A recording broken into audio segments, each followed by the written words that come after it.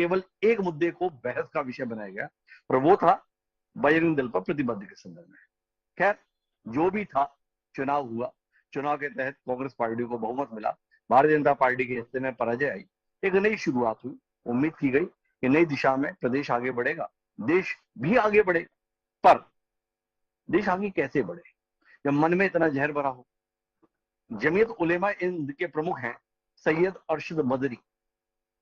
उन्होंने मुंबई में एक बयान दिया और बयान के संदर्भ में उन्होंने कहा कि बजरंग दल के प्रावधान के संदर्भ में तो गलती हुई। ये काम तो 70 साल पहले हो जाना था। कांग्रेस ने ये काम 70 साल पहले कर दिया होता तो देश की ये हालत ना होती। अब ये मदनी जी का बयान था। मदनी जी के बयान की प्रतिक्रिया में भारतीय जनता पार्टी के बड़े नेता और केंद्र में मंत्री गिरिराज सिंह का बयान आ गया। गिरिराज सिंह ने कहा कि गलती तो 70 साल पहले ये हुई कि धर्म के आधार पर देश का बंटवारा हुआ था। अगर उस समय पर 3 करोड़ मुसलमानों को यहां ना रोका होता तो ना कोई जाकिर होता, ना कोई ओवैसी होता और ना कोई मदनी होता।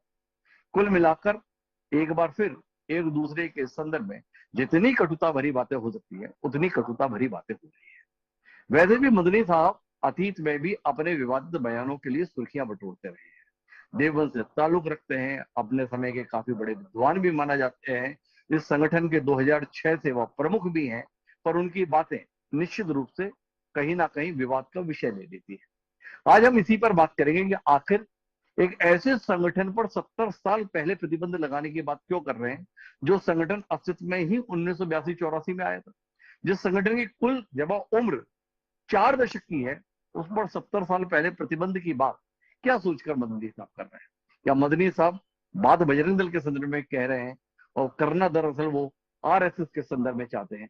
कुल मिलाकर समझने की कोशिश करेंगे कि एक दूसरे के संदर्भ में इस कटुता के साथ में देश जाएगा था।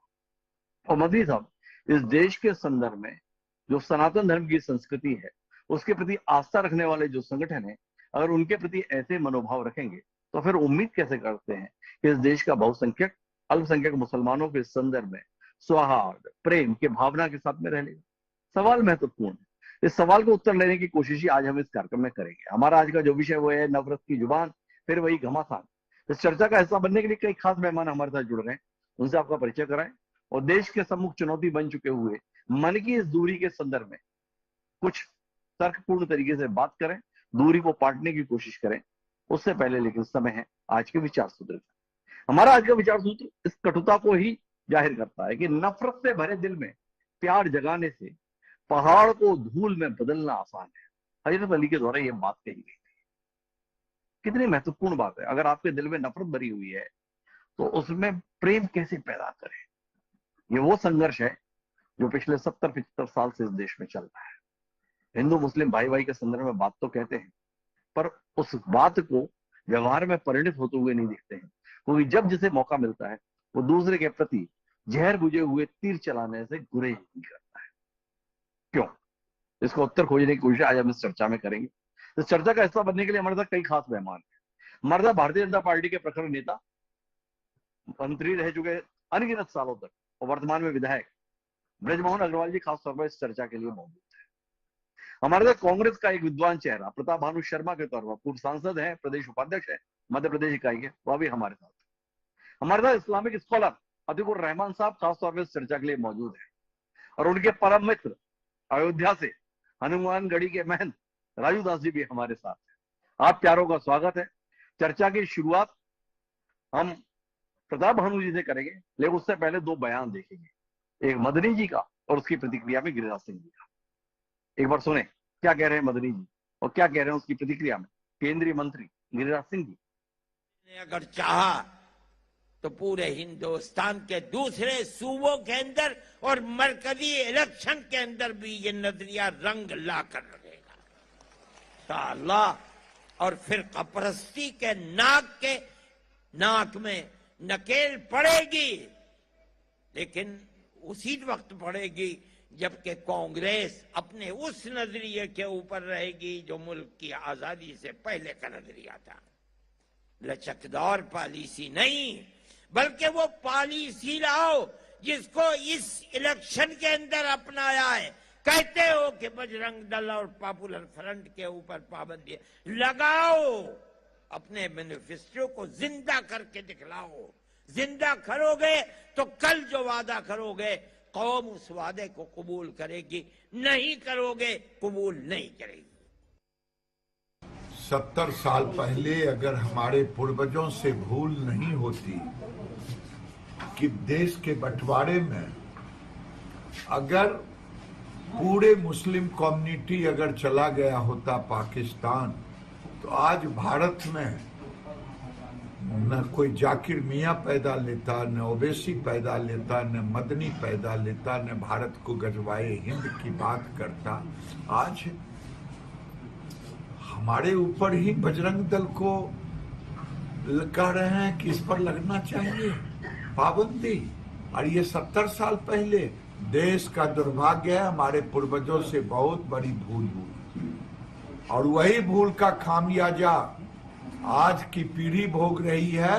और ऐसे ऐसे लोग तो प्रताप भानु शर्मा जी मेरे साथ में हैं और मेरे साथ इस चर्चा का हिस्सा बनने के लिए हिंदू महासभा के राष्ट्रीय अध्यक्ष चक्रपाणी महाराज जी भी जुड़ चुके हैं। आपका भी स्वागत है स्वामी जी। और चर्चा की शुरुआत प्रताप भानु जी आपसे ही करना चाहते हैं। कितना अंदर से ग्लानि है आपको, मन कितना रो रहा है आपका, मन कितना पीड़ा महसूस कर रहा है मधुरी जी की बात सुनकर और उसके बाद में माननीय गिरिराज सिंह जी की बात सुनकर। 70 साल पहले हमारे पूर्वजों ने, मतलब आपके आदर्शों ने अगर गलती ना की होती, धार्मिक आधार में विभाजन था, जाने दिया होता, तो ये हालात ना बनते, इस प्रकार की बातें नहीं होती, इस प्रकार के बयान ना होते और हम सब बैठकर ऐसे विषय पे चर्चा ना कर रहे होते। क्या कहते हैं प्रताप भानु जी, गिरिराज सिंह जी के साथ खड़े हैं कि नहीं आप? गिरिराज सिंह जी को तो कुछ अनुभव ही नहीं है देश की आजादी कैसे मिली, और जब देश की आजादी की लड़ाई लड़ रहे थे तो इनके पूर्वज, इनके रहनुमा क्या कर रहे थे, ये स्वयं गिरिराज सिंह जी नहीं जानते। उस बयान देने के पहले उन्हें समझ लेना चाहिए। अंग्रेजों की वकालत कर रहे थे, अंग्रेजी राज की सराहना कर रहे थे और मुखबरी कर रहे थे। जिस समय देश की आजादी की लड़ाई लड़ी, उनके रहनुमाओं का और राष्ट्र नेताओं के ऊपर प्रश्न चिन्ह लगाना, चाहे मदनी जी हो चाहे गिरिराज सिंह हो, ये कट्टरपंथियों का स्वभाव बन गया है कि ऐसी बातें करो और मीडिया में छा जाओ, भारत के संविधान की भी रक्षा मत करो। इन्हें अपनी बातें भारत के संविधान के दायरे में कहना चाहिए। हम सर्वधर्म समभाव के देश हैं, हर धर्म का आदर करना जानते हैं और ये सनातन धर्म ही हमें सिखाता है सर्वधर्म समभाव। ना तो हमने बाइबल से लिया है ना इस्लाम से लिया है, ये हमारी वेदों की संस्कृति है जो हमें विरासत में मिली है। और यदि उसमें कोई कट्टरपंथिता का पुट देगा या उसमें उसका तड़का लगाने की कोशिश करेगा तो राष्ट्र हित की बात नहीं करेगा, अपने संप्रदाय की, अपने प्रताप भानु जी थोड़ा रोकना चाहूंगा, मैं क्यों मदनी जी पे नाराज हो रहे हैं? मदनी जी ने तो केवल इतना कहा ना भाई कि आपने कर्नाटक में जो वादा किया बजरंग दल पर प्रतिबंध लगाने का, वो तो लगा ही दो, और ये काम आपने 70 साल पहले कर दिया होता तो देश की ये हालत नहीं होती।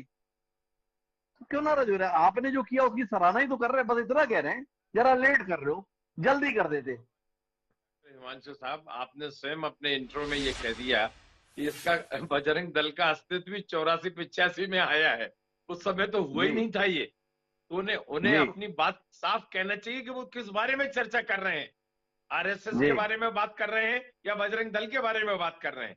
और इस तरह की सांप्रदायिक भाषा है, इस तरह की बात संविधान की शपथ खाकर केंद्र में मंत्री रहकर उनका इनके खिलाफ कार्रवाई होना चाहिए। इस तरह के, चाहे वो मदनी हो चाहे वो ये आपके गिरिराज सिंह हो, संविधान की शपथ खाते हो आप और संविधान की दी, और उसके बाद ऐसी बातें कर दो। प्रताप भानु जी का ये कहना है।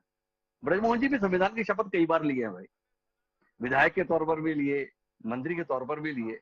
गिरिराज सिंह जी से काफी घनिष्ठ मित्रता भी है ब्रजमोहन जी।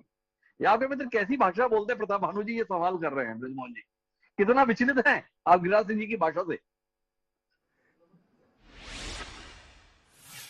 देखिए, आज के समय पर सुप्रीम कोर्ट ने भी ये कहा है कि जो भारतीय संस्कृति है, जो हिंदू संस्कृति है, वो यहाँ का मूल विचार है, ये सनातन का मूल विचार है। हमने वसुधैव कुटुंबकम की कल्पना की है, परंतु इस देश में रहने वाले कुछ लोग अगर इस देश को अशांत करने की कोशिश करते हैं, अगर धर्म के नाम पर आतंकवाद करते हैं, अगर अपराध करते हैं, पूरे देश में अगर आतंकवादी पकड़े जाते हैं, पूरे देश में अगर अपराध करने वाले पकड़े जाते हैं, तो उसमें एक विशेष समुदाय के लोग क्यों होते हैं? उनके लिए तो पाकिस्तान भी बनाया गया। आज पाकिस्तान की क्या हालत है? भारत में जिनको पूरी स्वतंत्रता के साथ में आज मोदी जी की जितनी योजनाएं हैं वो गरीबों के लिए, उसमें मुस्लिम गरीब को भी फायदा मिल रहा है। परंतु बजरंग दल विश्व हिंदू परिषद का एक संगठन है जो प्रभु राम भगवान के मंदिर के लिए जब आंदोलन चल रहा था, उस आंदोलन में जब लोग जा रहे थे तो उनके ऊपर में मुस्लिम हमले हो रहे थे, उनकी सुरक्षा के लिए बजरंग दल बनाया गया। और बजरंग दल कोई आतंकवादी संगठन नहीं है, वो धार्मिक संगठन है। आतंकवादी संगठनों पर प्रतिबंध लगना चाहिए, धार्मिक संगठनों पर प्रतिबंध लगाने की आवश्यकता नहीं है। आज देश में जब भी कोई बड़े अगर सांप्रदायिक दंगे हुए हैं तो उस दंगों के लिए दोषी कौन पाया गया है? दंगे करने वाले कौन पाए गए? तलवारें किसके पास मिली हैं? बंदूकें किसके पास मिली हैं? हम तुष्टीकरण की राजनीति को बंद कर और अगर हम सबको साथ में लेकर चलने की बात करेंगे, और वर्तमान सरकार यही काम कर रही है कि जो आर्थिक रूप से कमजोर लोग हैं और उनको धर्म के आधार पर गुमराह कर उनसे आतंकवादी गतिविधियां करवाई जाती हैं, उनसे सांप्रदायिक गतिविधियां करवाई जाती हैं, उनसे कानून व्यवस्था को तोड़ने के लिए आग्रह किया जाता है, उनको ऐसी शिक्षा दी जाती है, तो उनको हमको समृद्ध बनाने की आवश्यकता है, उनको शिक्षित करने की आवश्यकता है, उनको आर्थिक रूप से समृद्ध बनाने की आवश्यकता है, उनको परिवार चलाने के लिए व्यवस्था करने की आवश्यकता है। अगर प्रधानमंत्री आवास मिल रहे हैं तो मुस्लिमों को सबसे बड़ी संख्या में उनको मिल रहे हैं। अगर नल जल योजना लग रही है तो उनके घरों में सबसे ज्यादा लग रही है। अगर 1 रुपए किलो का अनाज मिल रहा है तो उनको सबसे ज्यादा मिल रहा है। सरकार की जितनी भी योजनाएं हैं, उन योजनाओं का 99% फायदा कोई उठाता है तो एक विशेष समुदाय को लोग उठाते हैं। इस पर तो कभी हमने प्रश्न चिन्ह नहीं लगाया, तो फिर आप बजरंग दल पर प्रश्न चिन्ह क्यों लगा रहे हैं? ब्रजमोहन जी, एक बात समझ में नहीं आई, मदनी जी के विरोध में तो आप बहुत बोल लिए, पर अपनी ही पार्टी के बड़े नेता, आपके अपने निजी मित्र गिरिराज सिंह जी का समर्थन करने में आप क्यों कब आ गए? भाई, गिरिराज सिंह जी ने कहा हमारे पूर्वजों से गलती हुई, हमारे पूर्वजों ने ये 3 करोड़ लोगों को अपने यहाँ रोक लिया, ना रोका होता तो ना मदनी होते, ना ओवैसी होते, ना जाकिर मियां होते। आप कुछ भी नहीं बोले इस पे, क्यों नहीं बोले? उन्होंने गलत कहा। उन्होंने कहा कि जब द्विराष्ट्र की बात आई तो गांधी जी ने, नेहरू जी ने, जब यहां से हिंदुओं को पाकिस्तान से भगा दिया गया, उनको जलाया गया, उनको काटा गया, उनको मारा गया, उनकी संपत्तियां लूटी गई, आज भी वहां पर हिंदू सुरक्षित नहीं है। अगर भारत में मुस्लिम सुरक्षित हैं, और उन्होंने इसी बात को तो कहा है कि 70 साल पहले अगर हम ये कर देते तो ये परिस्थितियां पैदा नहीं होती। उसमें उन्होंने गलत कौन सा कहा? अगर भारत ने उनको अपनाया है और उनको अपनाने के बाद भी आज मुस्लिम राष्ट्रों में मुस्लिमों के आपस में कितने झगड़े हैं, भारत में तो ऐसी स्थिति नहीं है। भारत में तो उनका विकास हो रहा है, भारत में उनकी संपन्नता आ रही है। ब्रजमोहन, माफी के साथ मैं एक सवाल करना चाहूंगा। बात इतनी सरल नहीं है। उन्होंने कहा कि हमारे पूर्वजों से गलती हुई, और अभी आपकी जो सरकार, अभी आपकी जो पार्टी है, वो तो भूल सुधार के लिए, गलतियों को ठीक करने के लिए ही है। तो मैं गिरिराज सिंह जी ने बताया बहुत बड़ी गलती हुई हमारे पूर्वजों से, तो आप ठीक क्यों नहीं कर रहे इस गलती को? कब करेंगे गलती को ठीक? ये पता तो चले ना। देखिए, आज हम गलतियां ठीक कर रहे हैं, उनकी आर्थिक उन्नति कर हम गलतियां ठीक कर रहे हैं, उनको शिक्षित कर हम गलतियां ठीक कर रहे हैं कि उनके बीच में जो लोग सांप्रदायिक दंगे फैलाते हैं उनको ठीक कर जो लोग आतंकवादी गतिविधियां कर रहे हैं उनको ठीक कर हम तो ये चाहते हैं कि जो वसुधैव कुटुंबकम और सबको साथ में लेकर सबका विकास करने की बात है, ये बात उनको समझने की आवश्यकता है। परंतु जो कठमुल्लेपन है, वो कठमुल्ले उनको देश के साथ में आत्मसात करने की बजाय उनको सांप्रदायिकता सिखाते हैं, उनको आतंकवाद सिखाते हैं, उनको अपराध करना सिखाते हैं। तो यही तो हम ठीक कर रहे हैं। जो गलतियां हुई हैं उन गलतियों को हम ठीक कर रहे हैं, और गलतियों को ठीक कर रहे हैं। ब्रजमोहन जी ये दावा कर रहे हैं। अतिकुर रहमान साहब मेरे साथ में इस्लामिक स्कॉलर हैं, जाने माने, इत्तेफाक रखते हैं। मदनी साहब ने ठीक बात कही, पहले तो ये जानना है अतिकुर रहमान साहब, और साथ में जानना है ब्रजमोहन जी ने दावा किया है गलती हुई है, ठीक की जा रही है। कुछ ठीक हो रहा है? जी डॉक्टर साहब, जो कर्नाटक के इलेक्शन हुए जी, आपने भी लेखा जोखा रखा डिबेट से पहले, तो मोटी सी बात यह है कि कर्नाटक के लोगों ने कम्युनल एजेंडा को नकार दिया है। ये बीजेपी की हार से ये बात साबित हो चुकी है कि जय बजरंग बली को भी बीच में लाया गया, पीएफआई को भी बीच में लाया गया, और बजरंग दल के बैंड करने के बावजूद कोई ऐसा असर नजर नहीं आया कि कम्युनल वोट पड़े हो कर्नाटक के अंदर। तो मोटी सी बात अगर हम सब समझना चाहें तो कम्युनल एजेंडा बीजेपी का रिजेक्ट हो चुका है। बीजेपी की हार से ये बात साबित होती है। अब अगर चाहे वो मदनी साहब हो, डॉक्टर साहब आप मुझे जानते हैं कि मैं ये सब चीजों में यकीन नहीं रखता हूं, और आप इसको डेमोक्रेटिकली ले लीजिए या कोई भी बड़ा अगर लीडर हो मुसलमानों के अंदर और अगर ऐसी ओछी बात करे जिसमें से कम्युनल बदबू आए, उसको हम मुसलमान नकार देते हैं। वो निचले तबके के मुसलमान हो, वोटर हो, आम मुसलमान हो, या जो भी कैटेगरी आप देना चाहे, मुसलमान या आज कर्नाटक के वोटर ने ये साबित कर दिया है कि अगर वोट पड़ेगा डॉक्टर साहब तो वो वोट होगा डेवलपमेंट का, वो वोट होगा उन्नति का, वो वोट होगा एंटी कम्युनल। इसको कांग्रेस भी अगर अपनी स्ट्राइड में लेना चाहे, बीजेपी भी अपनी स्ट्राइड में लेना चाहे तो सुभान अल्लाह। तीसरी इंपॉर्टेंट बात यह है डॉक्टर साहब, जो पास में गलतियां सुधारने की बात कर रहे हैं ब्रिजमोहन जी आपके सामने, आप देखिए कितनी सुनहरी बात कर रहे हैं, कितनी सुनहरी बात कर रहे हैं। अरे ब्रिजमोहन जी, इन सुनहरी बातों को ग्राउंड रियलिटीज में तब्दील कर दीजिए। अकोला की रिपोर्ट आपके सामने आ गई होगी। चुन चुन के पुलिस महाराष्ट्र के अकोला में मुसलमानों को रात के 3 बजे जाके अरेस्ट कर रही है। चार्जेस क्या है नहीं पता, क्राइम किसने किया नहीं पता, कितने अरेस्ट हुए हिंदुओं के, एक सोशल मीडिया का वो वायरल होता है और पुलिस अरेस्ट करती है। आपको पता चल जाएगा किस बिना पे अरेस्ट हो रही है। खैर ब्रिजमोहन जी, मैं ये कम्युनल एजेंडा को उजागर नहीं करना चाहता हूं। मदनी साहब ने जो बात की है उस बात का सीधा सा तोड़ आपके पास ये होना चाहिए कि जितने कम्युनल ऑर्गेनाइजेशन है वो बैंड होना चाहिए, चाहे वो कोई भी हो। मैं नाम लूंगा तो इस डिबेट के अंदर तिपक्का पड़ जाएगा। अब डॉक्टर साहब सिर्फ 2 आप इतना डरते क्यों हैं? डिबेट में जो होगा होगा, नाम लीजिए ना, क्यों झिझक रहे हैं? जी धन्यवाद। अगर आप आग्रह कर रहे हैं तो मैं नाम लूंगा, चाहे वो पीएफआई हो, चाहे वो बजरंग दल हो, वीएचपी हो, आरएसएस हो। अगर कम्युनल एजेंडा पे काम हो रहा है जो कि हमारे कॉन्स्टिट्यूशन को वायलेट कर रहा है, जो कि सुप्रीम कोर्ट ने उजागर किया है डॉक्टर साहब, सुप्रीम कोर्ट ने हेट स्पीच के ऊपर ग्रीन सिग्नल दिया है पुलिस को, और पुलिस को वार्निंग दी है कि अगर without and suo motu action होगा, सरकार के लिए वेट नहीं करेगी पुलिस, सो मोटो एक्शन होगा ब्रिजमोहन जी। तो आप बताइए, क्या जो बीजेपी के लीडर्स अनुराग ठाकुर जैसे, अभी हमारे जो ये थे एमपी गिरिराज सिंह, साक्षी महाराज जैसे लोग, तो इनके ऊपर क्या एक्शन नहीं हो गया? क्या ये कम्युनल इनके ऊपर क्या एक्शन नहीं होगा? ये तो बात आपने कही। अधिग्रहण साहब, एक सवाल पर तो टिप्पणी दीजिए ना। गिरिराज सिंह जी केंद्र में मंत्री हैं, उन्होंने ये कहा है कि अगर हमारे पूर्वजों ने गलती नहीं की होती, धर्म के आधार पर देश का बंटवारा हुआ था, अगर ये मुसलमान सारे चले गए होते पाकिस्तान, झंझट ही नहीं रहता। इस विचार के संदर्भ में भी तो कोई विचार होगा ना आपका? क्या कहते हैं? मुसलमानों से गलती हो गई जो यहाँ रुक गए, चले गए होते तो ऐसे उलाहने नहीं सुनने पड़ते, ऐसी टिप्पणियां नहीं सुननी पड़ती, ऐसी बहसों का हिस्सा नहीं बनना पड़ता। क्या सोचते हैं रहमान साहब, आप जैसा विद्वान?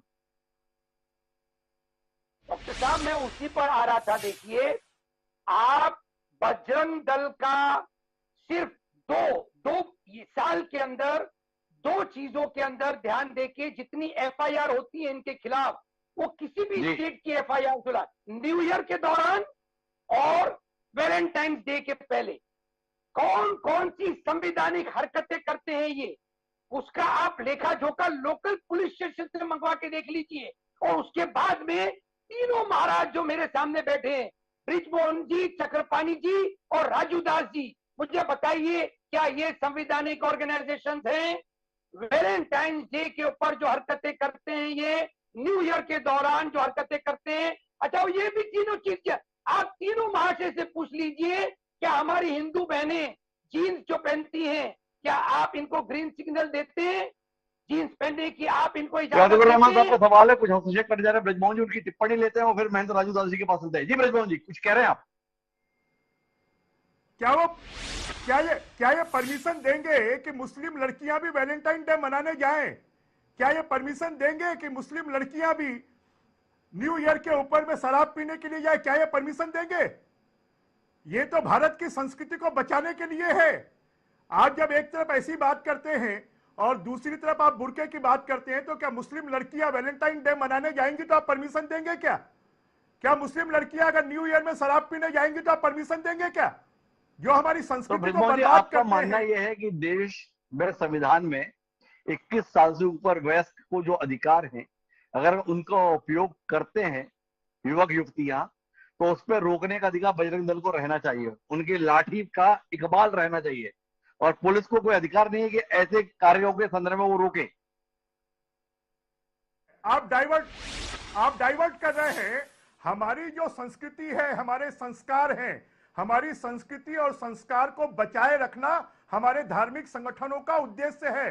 यह हमारे सनातन का उद्देश्य है, और उन सनातन के उद्देश्यों को नौजवानों को फॉलो करने के लिए, उनको सिखाने के लिए अपने परिवार का सम्मान करना, अपने माता पिता का सम्मान करना, अपनी पूजा पद्धति करना, चाहे वो मुस्लिम हो, चाहे वो हिंदू हो, चाहे ईसाई हो। अगर इस रास्ते ब्रजमोहन जी, पर एक कोई मासूम सा सवाल है, ये आप जो सनातन धर्म के संदर्भ में इतनी पैरवी कर रहे हैं, संस्कृति के संदर्भ में जो आप हिमायत कर रहे हैं, ये वैलेंटाइन डे पे बजरंग दल के लोग गमछा पहने हुए लड़कियों पर हाथ उठाते हुए दिखते हैं, उन पर लाठियां फटकारते हुए दिखते हैं, ये भारतीय सभ्यता, संस्कृति, सनातन धर्म की परंपरा और गरिमा के अनुरूप ही कार्य होता है ब्रजमोहन जी? ऐसा आपको लगता है, या आपको लगता है कि नहीं नहीं ये तो कम से कम ठीक नहीं है बजरंग दल के नाम पर? जब अगर हिमांशु जी, हम अपनी पत्नी के साथ भी जो कुछ करते हैं वो कमरे के अंदर करते हैं जी। अगर मैदानों में आप खुली तरीके से जो नहीं करना चाहिए वो अगर आप करेंगे तो ये हमारी संस्कृति नहीं है, ये विकृति है। और उन्हीं को रोका जाता है जो मैदानों में, खुली सड़कों पर, खुले गार्डनों में जो अश्लीलता दिखती है उसको रोका जाता है। तो हमारे संस्कार, हमारी संस्कृति, आप संविधान की बात कर अगर हमारे बच्चे आज ड्रग के आज एडिक्ट हो रहे हैं तो उन परिवारों की क्या हालत हो रही है? कोई संविधान रोक सकता है क्या उसको हम अपने संस्कार से, अपनी संस्कृति से ही रोक सकते हैं। जब हम अपनी लीगल पत्नी के साथ सड़क पर व्यभिचार नहीं कर सकते, सड़क के ऊपर में नहीं कर सकते, तो जिनके साथ में हमारे लीगल संबंध नहीं है उनके साथ में हम सड़कों पर नंगा नाच करें, तो ये क्या हमारे संस्कार है, हमारी संस्कृति है? और उस संस्कृति को रोकने के लिए फिर बजरंग दल को सड़कों पे उतरने की अनुमति है। कुल मिलाकर इस नजरिए के साथ में मैं आऊंगा देखो रहमान साहब आपके पास, थोड़ा विस्तार लें। महेंद्र राजू दास जी मेरे साथ हैं, महेंद्र राजू दास जी से समझने की कोशिश करते हैं राजू दास जी किस विचार के साथ है। मदनी जी के साथ खड़े हैं आज आप, गिरिराज सिंह जी के साथ खड़े हैं, ब्रजमोहन जी के साथ खड़े हैं, कासिकुर रहमान जी के साथ खड़े हैं, या इन सबसे परे कहीं और आप अड़े हैं? थोड़ा समझाइए तो सही, है कहां महेंद्र जी? महंत राजूदास राष्ट्र के साथ है, सनातन संस्कृति के साथ है और हिंदुस्तान के साथ है। ना तो मदनी के साथ है, ना तो गिरिराज सिंह जी के साथ है, ना तो अतिकुल रहमान जी के साथ में है। विषय बहुत गंभीर है। रहमान साहब डर से बोले, खुल के नहीं बोल पाए, और डरे ऐसे सिर्फ एक कौम, एक मजहब, एक संप्रदाय की उन्होंने बात किया। एक तरफ तो बताते हैं कि हम सेकुलर हैं, लेकिन सेकुलरिज्म उनकी कहाँ चली जाती है। अभी तो उन्होंने कहा कि बजरंग दल को किसने ठेका दिया ऐसा कार्य करना, बजरंग दल को किसने ठेका दिया कि वैलेंटाइन डे पे ऐसा काम करना। लेकिन उनसे मैं पूछना चाहता हूं, अतिकुल रहमान साहब से विनम्र निवेदन के साथ, क्या अतिकुल रहमान साहब की बेटी जींस पैंट पहनकर, बुर्के उतारकर दूसरे लड़कों के साथ में रोड पर गलबहियां करेगी? क्या ये अनुमति देंगे? क्या चश्मा लगा लीजिए, कान की आवाज रहमान साहब तेज कर लीजिएगा, मेरी आवाज आपको तीखे लगेंगे, आपको तकलीफ होगी, कष्ट होगा, लेकिन आपको जवाब देना पड़ेगा। नंबर 1। नंबर 2, जिस प्रकार से मदनी साहब ने कहा कि जो गलतियां कांग्रेस इस प्रकार से कर रही है, आरएसएस जी। पे, संघ पे, इस पे प्रतिबंध लगना चाहिए, बैन लगना चाहिए। मैं निवेदन करूंगा, आखिर गिरिराज सिंह जी ने सवाल किए तो लोगों को दर्द होने लग गई। जब मैं सवाल करूंगा और भी लोगों को तकलीफ होने लगेगी। महोदय, विनम्र अपील है। पहली बात तो अभी कांग्रेस के प्रवक्ता महोदय बोल रहे थे कि गिरिराज साहब के पूर्वज अंग्रेजों की पिट्ठू बनकर घूम रहे थे। मेरा उनसे निवेदन है, प्रार्थना है, आपके पूर्वजों ने क्या किया, धर्म के आधार पर देश को क्यों बांटा, बांटा तो मेरे साथ न्याय क्यों नहीं किया। आज रहमान साहब मेरे साथ बैठकर जो बोल रहे नहीं बोल पाते।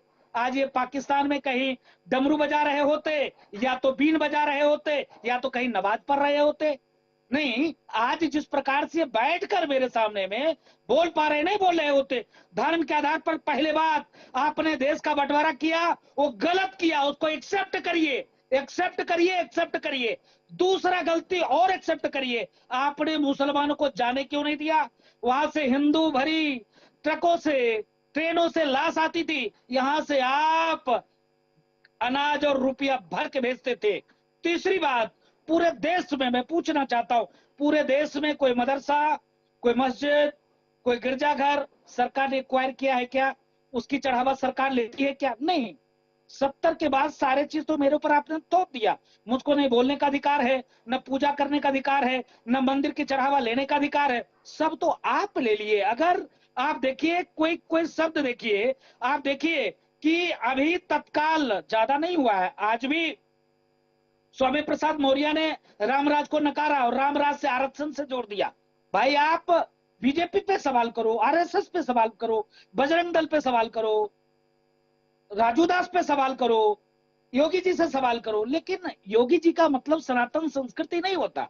राजू दास का मतलब पूरा भगवा वेश ही नहीं होता।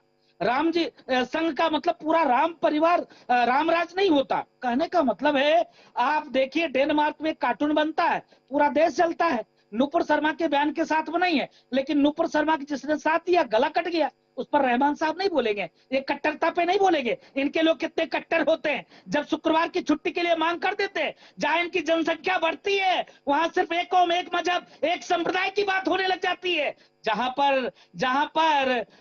पर सभी धर्म एक साथ रहते हैं, इनको तकलीफ होने लग जाती है। हिंदुस्तान में मैं पूछना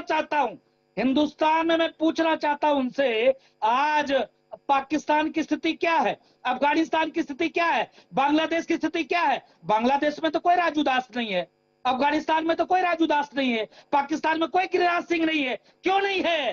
रहमान साहब, जवाब देना पड़ेगा आपको। आज हिंदुस्तान राजू दास जी, सेकुलर मुल्क है। आपने सारे जवाब जो है केवल अतीकुर रहमान साहब से मांगे। ये ब्रजमोहन जी के साथ आप इतनी मित्रता क्यों निभा रहे हैं? ब्रजमोहन जी तो एक आधिकारिक हैसियत के व्यक्ति हैं, इतने साल मंत्री रहे हैं। उनसे हमने पूछा, भाई गिरिराज सिंह जी ने कहा है 70 साल पहले पूर्वजों ने गलती की, अब तो इनकी सरकार है, प्रचंड बहुमत की सरकार है, गलती सुधारते क्यों नहीं? उन्होंने हमें दुनिया भर की बातें बता दी, पढ़ा रहे हैं, लिखा रहे हैं, मुफ्त अनाज दे रहे हैं, मुफ्त घर दे रहे हैं, ये दे रहे हैं तो बहुत अच्छा काम कर रहे हैं। और प्रताप भानु जी की पार्टी कर देती है तो गुनाह हो जाता है। इसको लेकर आप सवाल नहीं कर रहे हैं। ब्रजमोहन जी के साथ क्या दोस्ती आपकी? नहीं, एक मिनट और लेंगे, एक मिनट आपका और लेंगे। विषय बहुत गंभीर आपने पूछा है। ब्रजमोहन जी से ही मेरा सवाल है। ब्रजमोहन जी ने कहा कि हम गलती सुधार कर रहे हैं, लेकिन जो ओरिजिनल गलती है वो सुधार नहीं कर रहे हैं। भाजपा से गलती क्या हुई, ब्रजमोहन जी को चिंतन करना पड़ेगा। भाजपा को एक वोट मुसलमान नहीं करता, आपको तकलीफ नहीं होना चाहिए, आप भी मुझको रोकेंगे नहीं। भाजपा को एक वोट मुसलमान नहीं करता, ये रहमान साहब ने कह दिया, आप समझ जाइए। रहमान साहब, सबका साथ, सबका विकास, सबका विश्वास करने से काम नहीं चलेगा। अब तो स्थिति ये है इनकी, मुसलमान कौम का हम 3 हमारे 70, सबके हाथ में एक एक पत्थर, ये स्थिति इन लोगों ने बना के रखी है। इनको शुक्रवार को छुट्टी चाहिए, इस्लामिक कानून चाहिए, इस्लाम से जो चलेगा वही बात करेगा। कान खोलकर सुन लो माननीय ब्रजमोहन जी, आपसे निवेदन है, आप सनातन की बात करो, हिंदू की बात करो, हिंदुत्व की बात करो, अब हिंदुत्व की विकास की बात करो, हिंदुओं के साथ की बात करो। इस्लाम आपके साथ न था, न है, न रहेगा। अपनी गलती को सुधार करो। नहीं सुधार करोगे तो आज बजरंग दल पे बैन लग रहा है, संघ पे बैन लगेगा, रहमान साहब कहेंगे भाजपा पर भी बैन करो, ये बोलने के लिए तैयार है, ये स्वतंत्र है, क्योंकि यहाँ डेमोक्रेसी है, यहाँ संविधान की राज है, जिसकी जिसकी संख्या भारी उसकी उतनी हिस्सेदारी। आप समझो जब हम बहुसंख्यक हैं तब हम बोल पा रहे हैं, जिस दिन हम अल्पसंख्यक हो जाएंगे उस दिन रहमान साहब मेरा कान पकड़ेंगे और भगा देंगे, सलाखों के पीछे करा देंगे, जेल के अंदर करा देंगे, फांसी चढ़वा देंगे। यही रहमान अरे साहब आप तो के डराने लगे बच्चे। महंत जी, इतनी जल्दी मुझे आना है प्रताप भानु जी के पास, लेकिन महंत जी ने तो इतना डरा दिया कि मुझे ब्रजमोहन जी के पास जाना पड़ेगा। ब्रजमोहन जी बताया महेंद्र राजू दास जी ने, बंद करो ये नौटंकी, कायेगा सबका साथ सबका विकास, केवल एक ही जने का विकास, लाइए कुछ बदलाव। क्या कहते हैं ब्रजमोहन जी? देखिए हेमांशु जी, महंत जी एक धार्मिक संत हैं और वो जो कुछ कह रहे हैं वो अच्छा कह रहे हैं और ये सैद्धांतिक रूप से अच्छी बातें हैं, परंतु भारतीय जनता पार्टी इस देश में विकास के लिए आई है, इस देश में सबको साथ लेने के लिए आई है। और ये बात सही है कि भारतीय जनता पार्टी अगर आज मुस्लिम पूरे विश्व में जितने सुख से हिंदुस्तान में है उतना कहीं पर भी नहीं है, और इसलिए उनको इस देश में वो वोट दे या नहीं दे इससे फर्क नहीं पड़ता है, परंतु इस देश के विकास में वो भागीदार बने, वो आतंकवादी ना बने, वो सांप्रदायिक दंगे करने वाले ना बने, वो अपराधी ना बने, इसको रोकने की आवश्यकता है। और जितने ये मुस्लिम लीडर्स हैं, मैं आपसे ही पूछना चाहता हूं कि आज भारत में जिस प्रकार से उनका विकास हो रहा है, उनकी आर्थिक स्थिति अच्छी हो रही है, उनको योजनाओं का फायदा मिल रहा है, उसके बाद भी ये सांप्रदायिक बातें कर कर हमारे मुस्लिम नेता लोग उनको भड़काने की कोशिश क्यों करते हैं? आज अगर कर्नाटक का रिजल्ट आया, अभी मोदी जी ने कहा, अभी मुस्लिम नेता ने कहा कि वहां के लोगों ने न्याय कर दिया, ये भारत में ही हो सकता है। पाकिस्तान में तो वहां के पूर्व प्रधानमंत्री को उठा के जेल में डाल दिया जाता है।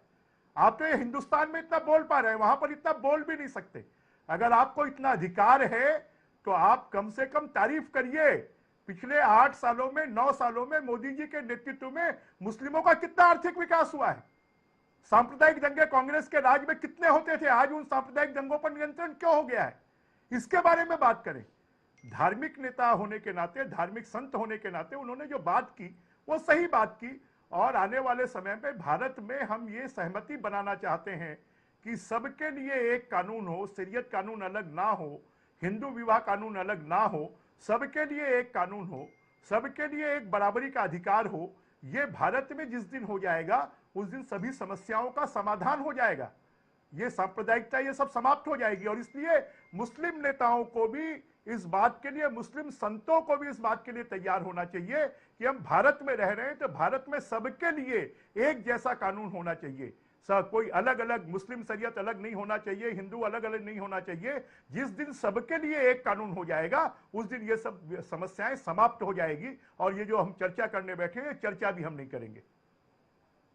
ब्रजमोहन जी का कहना है कि कानून जिस दिन बन जाएगा, लेकिन सवाल तो इस बात का है ब्रजमोहन जी, एक इतनी बड़ी आबादी देश में मुसलमानों के तौर पर है, उसको इस कदर खारिज करने का, उनके प्रति इतनी दुर्भावना के साथ अगर केंद्र में बैठा हुआ मंत्री बोलेगा तो बात कहां जाकर रुकेगी? ये बात आपको डराती नहीं है? हिमांशु जी, विश्व के बहुत से ऐसे राष्ट्र हैं जो मुस्लिम होने के बाद भी वहां पर सबके लिए बराबर कानून है जी। भारत में क्यों नहीं हो सकता? और केंद्र में बैठे हुए मंत्री ने ऐसी कोई बात नहीं की है। उन्होंने कहा है कि पूर्व में हमारे पूर्वजों ने गलती की, उसके कारण भारत की स्थिति हो रही है। अगर भारत में सांप्रदायिक दंगे, अगर भारत में आतंकवाद, अगर भारत में सांप्रदायिकता नहीं हो तो भारत और तेजी से विकास करेगा। उन्होंने कोई गलत बात नहीं कही है। उन्होंने कोई गलत बात नहीं की है, ब्रजमोहन जी ने कहा। मैं वापस प्रताप भानु जी आपके पास आता हूं और आपसे समझना चाहता हूं, ये हमें अतीकुर रहमान साहब कर्नाटक का हवाला देके बता रहे थे कि कम्युनल को खारिज कर दिया, पर एक आकलन तो यही आ रहा है कि कम्युनल खारिज नहीं हुआ बल्कि कम्युनल एकजुट हुआ।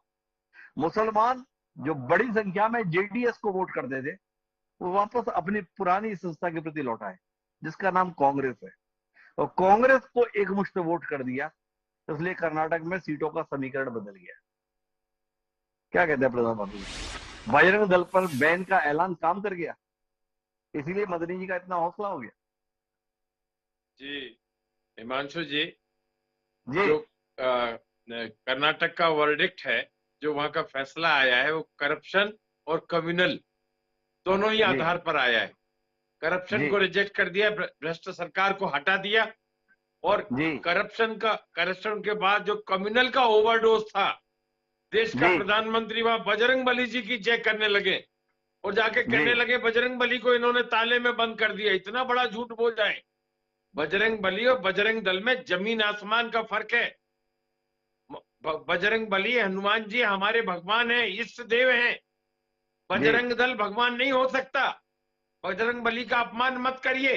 जनता ने वो जवाब दिया है उसमें कि इस तरह के कम्युनल लेकर यदि देश का प्रधानमंत्री बात करेगा, सबका साथ सबका विकास का झूठा मुखौटा लगाकर यदि भारतीय जनता पार्टी के लोग काम करेंगे और अंदर से नफरत फैलाएंगे, ये जवाब दिया है कर्नाटक की जनता ने। तो प्रताप भानु जी, आप तो महेंद्र राजू दास जी के डर को इतनी जल्दी जायज ठहरा दे रहे हैं।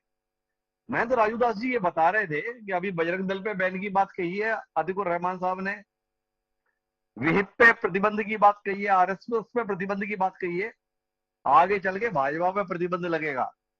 और आपने तो बता दिया देश का प्रधानमंत्री कम्युनल कर रहा है, भारतीय जनता पार्टी इतना जहर बुझी हुई है, तो कुल मिला के भाजपा पे प्रतिबंध का डर दिखाया महेंद्र राजू दास जी ने। आपने इतनी जल्दी सील लगा दी। हाँ, हमारा बस चलेगा तो भाजपा पे प्रतिबंध लगा देंगे, क्योंकि सबसे बड़ा कम्युनल तो आप भाजपा को बता रहे हैं। मान लें आपकी बात। नहीं, मैंने भाजपा को कम्युनल नहीं बताया। मैंने बताया है कि ये कम्युनल पॉलिसी अब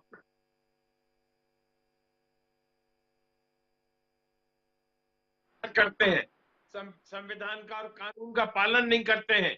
तो जी इसकी दिशा तो प्रधानमंत्री को खुद दिखाना चाहिए, जब वो स्वयं जाकर गलत। आप इतने डरे सहमे से क्यों हैं? मैंने भाजपा को कम्युनल नहीं बताया, तो भाजपा करती ऐसी है। इस बयान के क्या मायने दर्शक समझ नहीं पाएंगे, थोड़ा हमें समझाइए। मतलब भाजपा कम्युनल नहीं है और काम ये लोग ऐसा सारा करते हैं।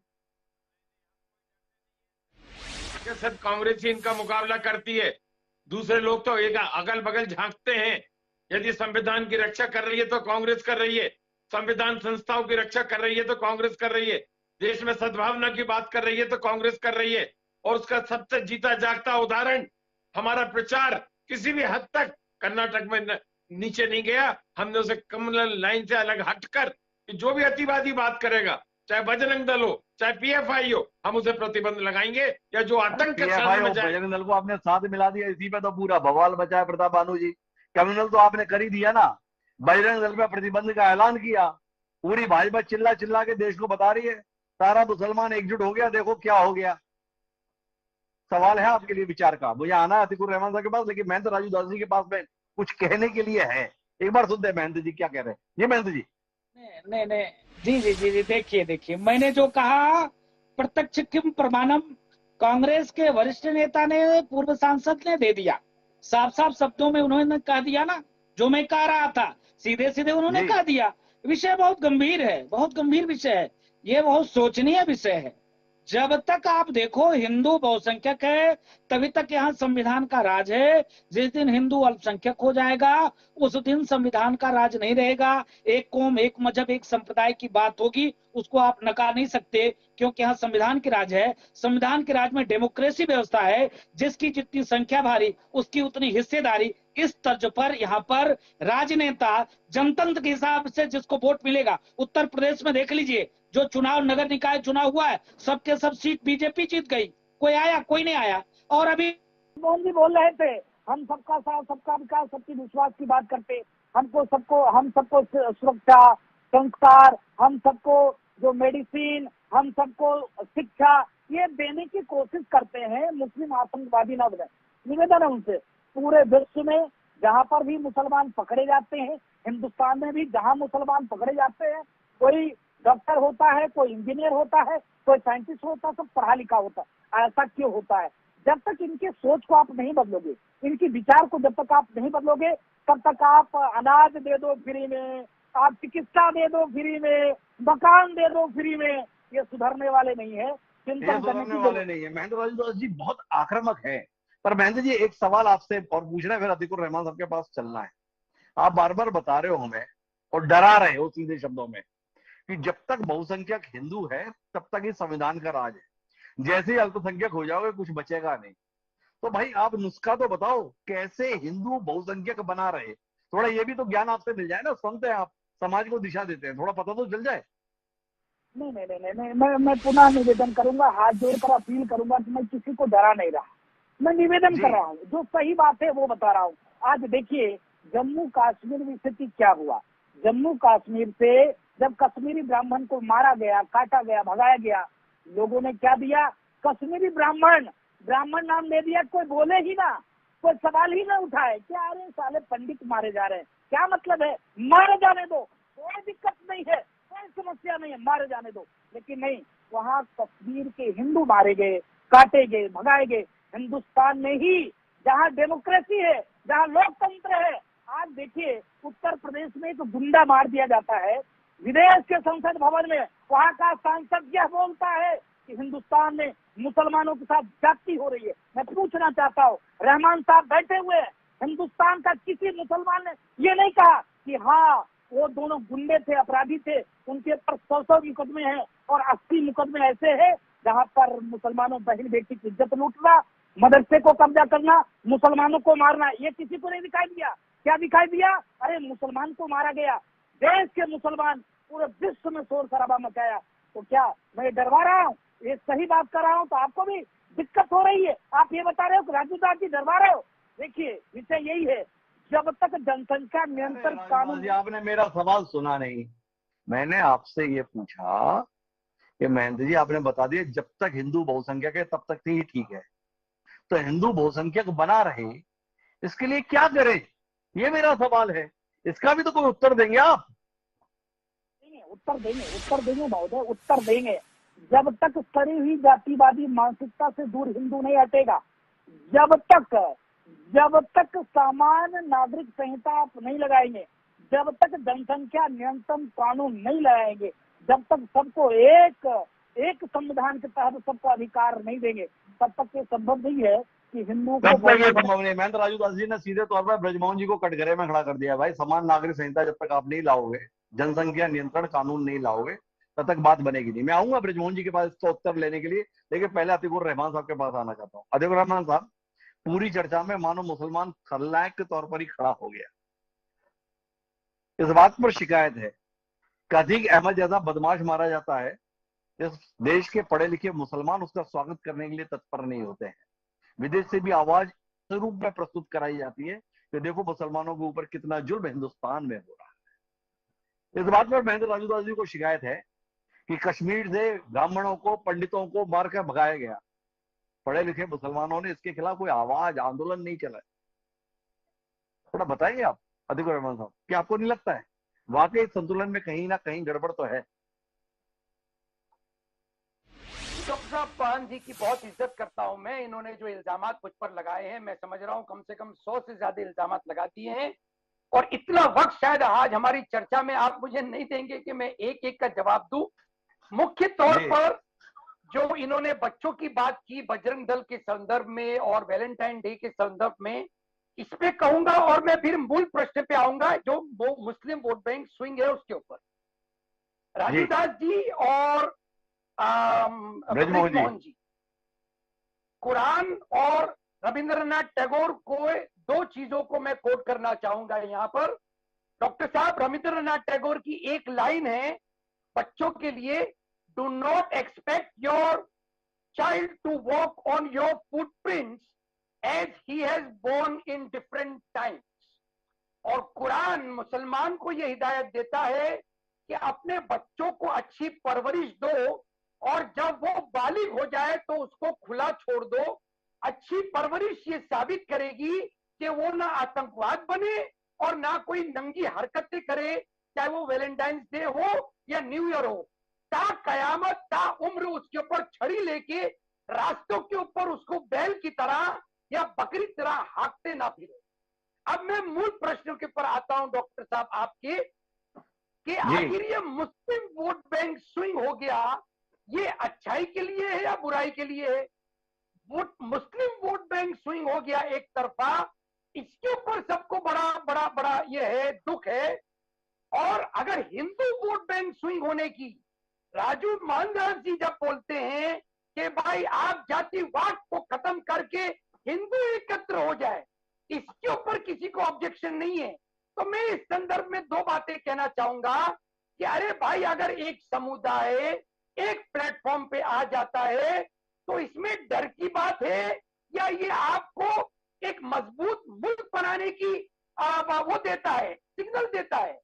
आप सारे के सारे हिंदू मुसलमान सिख ईसाइयों को एक प्लेटफॉर्म पे आ जाने का आह्वान करिए, अच्छा एडमिनिस्ट्रेशन दीजिए, संविधान का आप भरोसा दिलाइए, आप इक्वालिटी के नाम पर वोट मांगिए, फिर देखिए क्या तरक्की आती है। राजूदास जी, आपको कहीं पर कोई अरे तो अतिकुर रहमान साहब, फिर तो आप बिल्कुल उसी प्लेटफॉर्म पे आ गए जिस पर महंत राजूदास जी लाना चाहते थे। उन्होंने कहा इस देश में समान नागरिक संहिता होनी चाहिए। अभी आपने बताया है हिंदू मुसलमान सिख ईसाई सब एक प्लेटफॉर्म पे हो, क्या कहते हैं, महंत राजूदास जी को अतिकुर रहमान साहब का समर्थन मिलेगा? क्या महंत राजूदास जी जो अभियान शुरू करना चाहेंगे उसमें अतिकुर रहमान साहब बगल में खड़े रहेंगे? इस देश में समान नागरिक संहिता भाजपा का तीसरा वादा बचा है, पूरा कराने में अतिकुर रहमान साहब मदद करेंगे? डॉक्टर साहब, कॉमन सिविल कोड का जो बीजेपी के मैनिफेस्टो में प्रेजेंस है वो कब से है आप जानते हैं? वाजपेयी जी की सरकार उतरी, आज मोदी जी की सरकार दूसरा टर्म खत्म होने पे आ गई, एक ड्राफ्ट रेजोल्यूशन तक ला नहीं पाए ये। मान जी, मैं कोई इलेक्टेड रिप्रेजेंटेटिव नहीं हूं जो आपने 100 सवाल डॉक्टर साहब की डिबेट पर मुझसे पूछ लिए। मैंने कसम नहीं खाई है संविधान की किसी लेजिस्लेचर या पार्लियामेंट में खड़े होकर। आपको बीजेपी को कटघरे में खड़ा करना होगा और आप भी जिम्मेदार हैं। आपके रहते हुए वीएचपी, बजरंग दल, आरएसएस के रहते हुए कैसे पंचर बनाने वाले की हिम्मत हो गई कि मेरी हिंदू बहनों को वर्गला लिया उसने। आपका अतिकुर रहमान साहब ने सीधे तौर पे अब आखिरी में कटघरे में ब्रजमोहन जी आपको खड़ा कर दिया। आपको मतलब भाजपा को इतना वादा किया था ब्रजमोहन जी आपने समान नागरिक संहिता के संदर्भ में, एक ड्राफ्ट तक तैयार नहीं कर पाया। अतिकुर रहमान साहब का सवाल है। महंत राजूदास जी, आप तो संतों के बेहद प्रिय हैं ब्रजमोहन जी। महंत राजूदास जी ने समाधान बताया है, कुछ करेंगे नहीं करेंगे?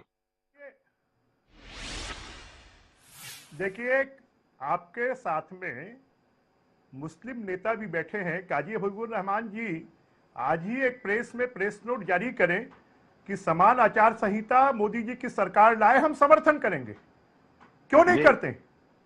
क्यों इसका विरोध करते हैं? क्योंकि आपने तो कमाल कर दिया ब्रजमोहन जी।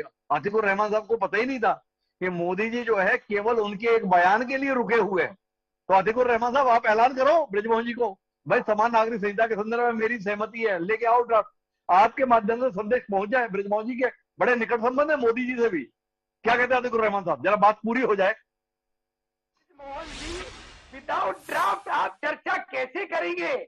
जब तक के ड्राफ्ट रेजोल्यूशन नहीं आता है फ्लोर ऑफ द लेजिस्लेचर के ऊपर, पार्लियामेंट के ऊपर, आप कैसे चर्चा करेंगे?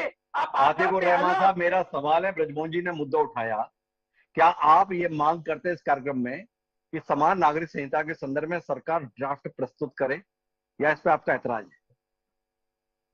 जेंडर इक्वालिटी और जेंडर जस्टिस के नाम पर जो धार्मिक लोगों ने ग्रंथों के नाम पर महिलाओं के अधिकार को छीना है, वो सिर्फ और सिर्फ कॉमन सिविल कोड ही सुधार सकता है। डॉक्टर साहब, तो ब्रजमोहन जी, आपकी बात पर अतिकुर रहमान साहब ने कह दिया है कॉमन सिविल कोड ही सुधार सकता है। अब बताइए किसका इंतजार? आपकी बात का असर देखिए कितना हो रहा है। अतिकुर रहमान साहब ने कह दिया। देखिए हिमांशु जी, देश के सभी मुस्लिम नेता एक मंच पर आए और ये कहें कि कॉमन सिविल कोड मोदी सरकार लाए। मैं आपको इस बात का विश्वास दिलाता हूं, जिस दिन इस देश के सभी मुस्लिम नेता, मुस्लिम समाज इस बात पे आ जाएगा, अगले 1 महीने में समान नागरिक कानून आ जाएगा। अगले 1 महीने में पूरे देश में। अगर मेरा एक बड़ा मासूम सा सवाल है, 3 वादे थे आपके, धारा 370 का खात्मा, राम मंदिर का भव्य निर्माण और समान नागरिक संहिता। ये धारा 370 के संदर्भ में मुझे याद नहीं आता कि कश्मीर के सारे नेता कब एक मंच पर आकर बोलेंगे समाप्त कर दो, और मोदी जी और भाजपा इंतजार कर रही थी भाई आप हामी भरो तो हटाते हैं। वो देखते रह गए, आपने हटा के दिखा दिया। ये देश भर के मुसलमान कब इकट्ठे हुए हैं इस बात पर सहमति देने के लिए कि अयोध्या में राम मंदिर का निर्माण करो, हम साथ में हैं, और फिर भी अयोध्या में राम मंदिर का निर्माण लगभग पूरा होने के कगार पे आ गया। ये समान नागरिक संहिता के संदर्भ में आप शर्त क्यों लगा रहे हो? देश भर के सारे मुसलमान एक मंच पर आकर कहें कि समान नागरिक संहिता चाहिए, 1 महीने में ला देंगे। मतलब आपका मन नहीं है क्या ना समान नागरिक संहिता लाने का? मेरी बात सुन ले, आप मेरी बात सुन ले, आप मेरी बात सुन ले। कश्मीर एक राज्य का मामला था और इसलिए वो हो गया। अयोध्या में प्रभु राम भगवान का मंदिर यहाँ के सनातनियों का मामला था, इसलिए हो गया। जो सामान्य नागरिक संहिता आएगी वो सबके लिए आएगी, इस देश के 140 करोड़ नागरिकों के लिए आएगी। और जब 140 करोड़ नागरिकों के लिए आएगी तो सबकी सहमति उसमें हो तो वो जल्दी हो जाएगा।